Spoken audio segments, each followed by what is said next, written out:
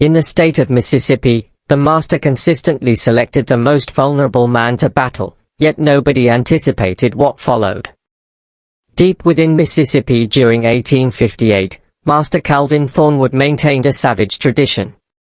Whenever an enslaved person ceased being productive, he summoned them for a final confrontation directly in the plantation center beneath the blistering sun before the entire population. The regulation was straightforward. Triumph and obtain your liberation. Perish and lose your life in combat. For the master, this served as a method to eliminate those who no longer benefited him while instilling terror throughout the others. He would summon anyone, an elderly man, a frail young laborer, even an unwell child. His brutality became the plantation's entertainment. 23 men had confronted him. 23 men had perished. Yet on a moist August morning, something unprecedented occurred. The man Thornwood summoned that day had been behaving peculiarly for weeks, moving more sluggishly, coughing more frequently, faltering in the fields. Everyone believed he was perishing. Everyone except one individual. When the master extended the challenge, the plantation fell into complete stillness. The weak man advanced forward. No dread in his gaze, no reluctance in his movement. And at that instant, several of the elderly enslaved individuals identified something. A design they'd witnessed previously. A strategy more ancient than the plantation itself. What transpired subsequently would transform everything. Yet the master had no awareness of what approached. Prior to continuing this remarkable narrative of retribution, remember to subscribe to the channel and indicate which city you're observing this battle from. Let's proceed. Thornwood Plantation occupied 4,000 acres of Mississippi Delta territory, fertile, dark soil that generated cotton abundantly. The sort of land that created white men's wealth and black people's suffering. In 1858, the plantation operated at maximum output. 312 enslaved individuals labored from sunrise until darkness, 6 days weekly, with merely Sunday afternoons for recuperation. They inhabited rows of crude huts behind the primary residence, slept on wooden platforms, consumed provisions of cornmeal and salted pork, wore garments constructed from the most inexpensive material, existed in a condition of perpetual exhaustion and dread. Calvin Thornwood possessed all of this, had received the plantation from his father, Richard Thornwood, in 1851. Calvin was 28 years old when he assumed mastership. Youthful, ambitious, and determined to demonstrate himself even more prosperous than his father. Richard had been a conventional plantation proprietor. Cruel, certainly, but predictably cruel. Whipping for violations, sales to separate families, overexertion until bodies fractured, standard control methods that every plantation utilized. Yet Calvin desired something more. Desired absolute domination, desired his enslaved individuals to fear him in ways they'd never feared his father. He examined control methods, perused publications about breaking horses, applied those principles to breaking humans, developed techniques of psychological torment, of unpredictable violence, of spectacles designed to traumatize and terrorize. And his most effective spectacle was the battles. The ritual commenced in March 1855. An enslaved man named Abraham had reached 63 that year. His hands were twisted with arthritis. His back was permanently bent from generations of field labor. He couldn't maintain pace with the younger workers. Slowed down his picking crew. Calvin observed him struggling for a week. Then one morning summoned him to the workyard center. Announced to the assembled enslaved individuals that Abraham would fight him. If Abraham won, he'd be liberated. If he lost, well, he wouldn't require liberation anymore. Abraham was terrified, knew he possessed no chance against a healthy young master. Yet what alternative did he have? Refuse and be whipped to death. At least fighting offered him a slim possibility of survival. So he fought, raised his arthritic fists, attempted to defend himself. Calvin toyed with him for 30 seconds, let him throw feeble punches that missed. Then Calvin struck back. One massive blow to Abraham's jaw. The elderly man went down. Didn't rise. Calvin kicked him in the ribs, in the head, in the back. Continued kicking until Abraham stopped moving, stopped breathing, perished in the soil while 300 people observed. Calvin stood over the corpse, breathing heavily, covered in Abraham's blood, and he smiled, surveyed the terrified countenances. Anyone else want to slow down? Want to become worthless? This is what occurs. This is what awaits you. The message was unmistakable.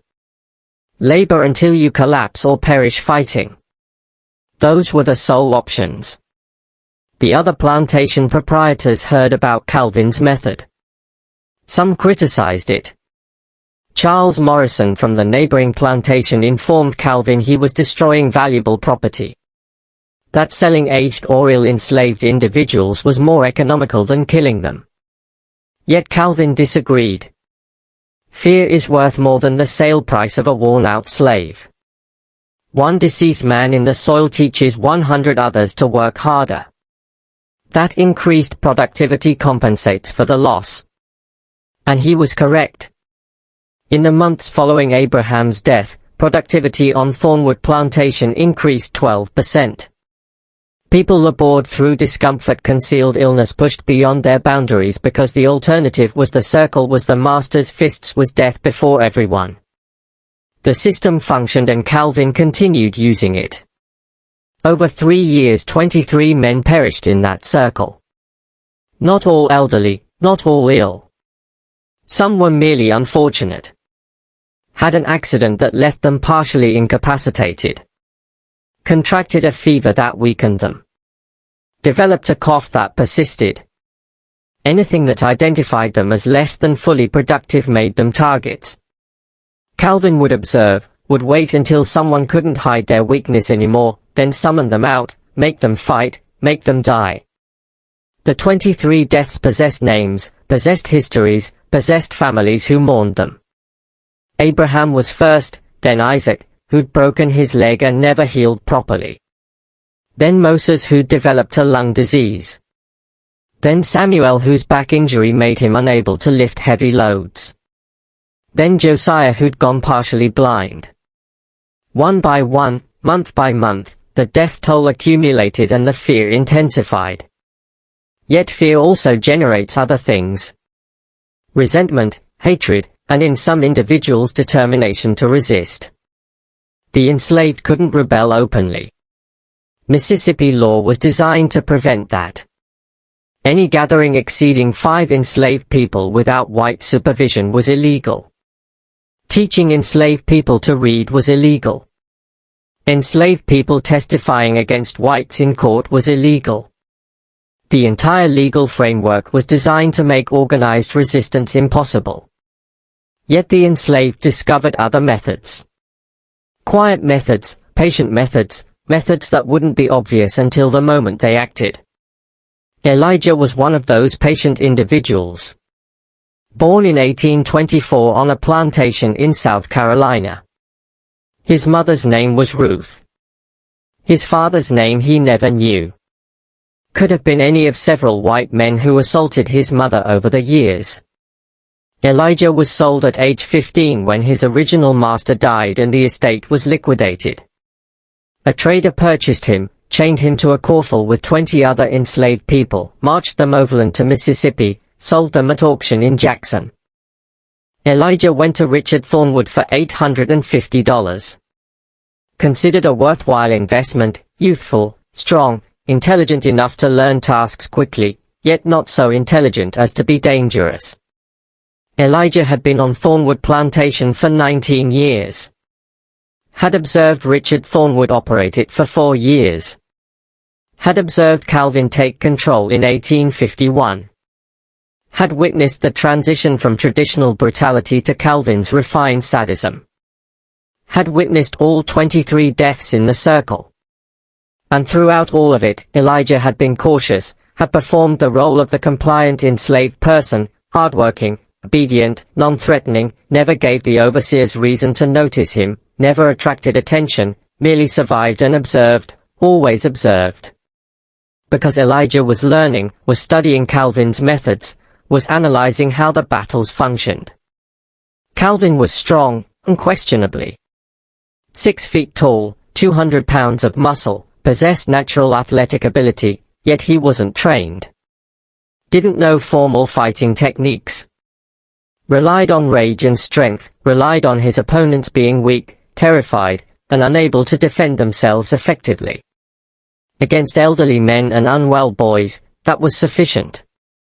Yet what would occur against someone who could actually fight back?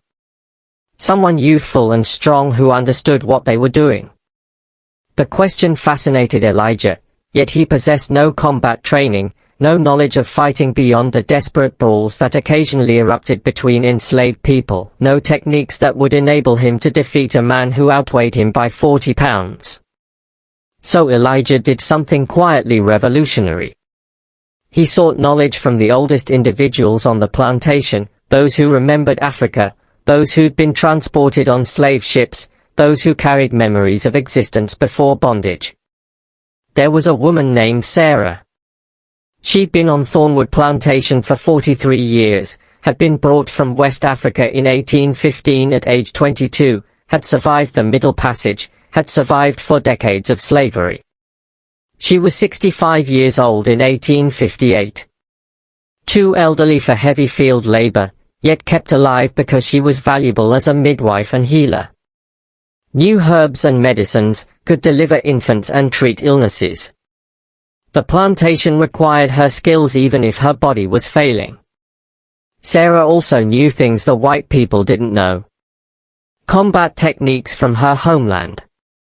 The Igbo people from what's now Nigeria possessed warrior traditions, knew how to fight larger opponents, knew pressure points and vulnerable areas on the human body, knew how to transform an enemy's strength against them. This knowledge had no utility in slavery, would only get you killed if you attempted to use it. Yet Sarah remembered, and when Elijah approached her quietly one evening, when he asked if she knew how to fight, she understood what he was planning. "You want to face the master?" She said it wasn't a question. They were alone near the well. Nobody could overhear. Elijah nodded. "I'm tired of watching people die. Tired of existing in fear. I want to do something. Even if it kills me. Want to at least attempt." Sarah studied him. Observed the determination. Observed the anger that had been building for 19 years, finally spoke. "I can teach you not everything that would require years, yet sufficient. Sufficient to perhaps win a battle if your opponent doesn't anticipate resistance." Over the following months, Sarah instructed Elijah in secrecy. After darkness in concealed locations, she demonstrated where to strike for maximum damage, the solar plexus to expel the breath, the liver to cause debilitating pain, the throat to choke, the eyes to blind, the knees to. She taught him how to employ leverage, how a smaller person could throw a larger one, how to redirect force rather than oppose it directly. She taught him footwork, how to move, how to avoid strikes, how to create angles. Ancient knowledge transmitted through generations, now weaponized for one desperate purpose. Yet knowledge alone wasn't sufficient. Elijah required opportunity, required Calvin to select him for the circle. Yet Calvin only selected the weak, the obviously failing. So Elijah had to appear weak. Had to persuade everyone, including Calvin, that he was deteriorating, that he was becoming a liability, that he deserved to be summoned. In June 1858, Elijah commenced his performance, started moving more slowly in the fields, would drop his cotton sack as if his hands couldn't grip properly, would stumble over nothing, would cough frequently as if developing lung disease. Minor things initially, easy to dismiss as temporary, yet consistent. Day after day, week after week, the performance intensified. Elijah lost weight deliberately, ate less, made himself appear gaunt, hollowed his cheeks, slumped his shoulders to appear smaller, made his movements labored, made it appear like every task cost him tremendous effort. The overseers noticed Marcus Kane was head overseer, a brutal man who'd held the position for 6 years. He reported to Calvin that Elijah seemed to be deteriorating rapidly. Don't know what's wrong with him. Maybe consumption, maybe simply worn out, yet he's becoming a problem, slowing down his entire work crew. Calvin came to observe, watched Elijah for several days, observed the stumbling, the coughing, the apparent weakness, decided Elijah was used up, would soon require disposal, started planning the next demonstration. Yet there was one person who perceived through Elijah's act. Sarah knew obviously because she was assisting him in planning it. Yet there was also a young woman named Grace. She was 23 years old, had been born on the plantation, was beautiful despite the hardships of slavery, and she was in love with Elijah. They'd been together for 2 years, not married. Enslaved people couldn't legally marry, yet together in every significant way. Grace knew Elijah better than anyone. Knew his actual strength, knew his intelligence, and she realized what he was doing. She confronted him one night. They were alone in his cabin. "You're planning something. Planning to be summoned to the circle. Planning to fight Calvin." Elijah didn't deny it. Couldn't deceive her. "I have to do something. Can't simply wait to grow old and die in that circle like everyone else." Grace's eyes filled with tears. "You'll die anyway. Even if you win the fight, they'll kill you afterward. You know that. There's no escape from this." Elijah took her hands. "Maybe, probably. Yet I'd rather die fighting than die begging. Rather die attempting to hurt him than die for his entertainment. And perhaps I won't die. Perhaps there's a method to survive this, to escape, to be free." Grace wanted to believe him. Wanted to think there was hope. Yet she'd watched 23 men die. Had no reason to think Elijah would be different. "If you do this," she said, "if you proceed with this, I'm losing you. One way or another, you'll be gone." "Then accompany me," Elijah said. "If I somehow survive, if I somehow escape, accompany me. We'll flee together, discover freedom together." Grace pulled away. "That's a dream. A fantasy. No one escapes Mississippi. The slave catchers always locate you. Always return you. And even if you reach the north, I'm a woman. I can't flee like you can. I'd slow you down. Get us both captured." She was crying now. "I love you, yet I won't watch you die in that circle. When they summon you, I'll look away. I can't witness it happen." Elijah understood. It was excessive to request, excessive to expect anyone to observe. He held her while she cried, memorized the sensation of her, the fragrance of her, knowing this might be their final night together, that his plan would either guide him to freedom or death, that either way, this existence was ending. After she departed, Elijah lay awake. Contemplated retreating, about abandoning the plan, about merely continuing to survive. Yet he couldn't. Had progressed too far. Had committed too completely. Had to see it through. The summons came on August 15, 1858. A Monday morning, humid even at dawn. The temperature would reach 95 degrees by midday. The field enslaved people assembled in the workyard for their assignments. The overseers were organizing crews when Calvin emerged from the large house.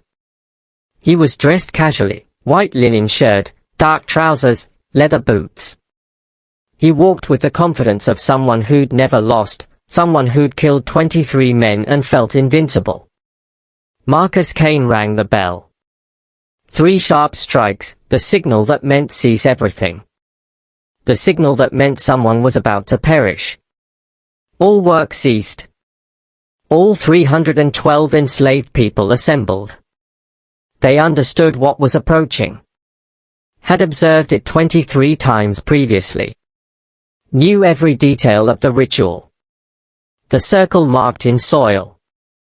The battle that wasn't truly a battle. The inevitable death. Some appeared resigned.